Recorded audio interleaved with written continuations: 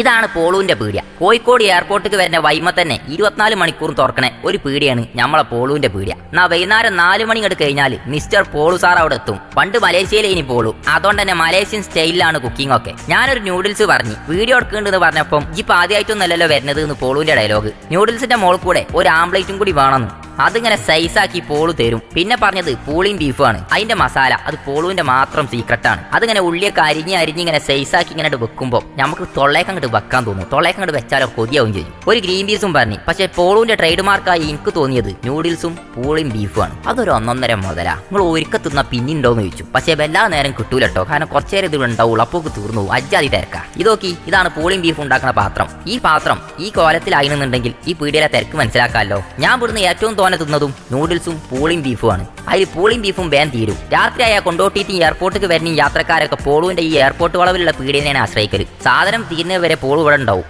നിങ്ങൾക്കുള്ള ഭക്ഷണം ഉണ്ടാവും. പക്ഷെ പെട്ടെന്ന് സാധനം തീരും. അതാണ് ചെങ്ങായിന്റെ സാധനത്തിന്റെ ടേസ്റ്റ്. ഒരിക്കൽ തിന്ന ഒരാൾ പിന്നെയും വരാതെ കൂല. പൈസ കൊടുത്ത് പ്രൊമോഷൻ ചെയ്യേണ്ട കാര്യം ഈ പീടിയക്കില്ല. പക്ഷേ വ്യക്തിപരമായി ഞാൻ കഴിച്ചതിൽ നല്ല രസമുള്ള ഭക്ഷണം കിട്ടുന്ന ഒരു സ്പോട്ട് അത് നിങ്ങൾക്ക് പരിചയപ്പെടുത്തി എന്ന് മാത്രം. പോകാത്തവർ പോയി നോക്കുക. സ്ഥലം നമ്മളെ കരിപ്പൂർ എയർപോർട്ടിൽ പോകുമ്പോൾ കൊളത്തൂർ ജംഗ്ഷൻ കഴിഞ്ഞ് വരുമ്പോൾ ഇടത് ഭാഗത്താ വളവിൽ. കരിപ്പൂർ എയർപോർട്ടിൽ നിന്ന് ഇങ്ങോട്ട് വരുമ്പോൾ വലത്തെ ഭാഗത്തും. കുറെ ആൾക്കാർ തിന്നും ബടായി പറഞ്ഞു ഇരിക്കുന്നത് കാണാം. അത് തന്നെയാണ് പോളുവിന്റെ പീടിയ. നിങ്ങൾ തിന്നിട്ട് അഭിപ്രായം അറിയിക്കിട്ടോ.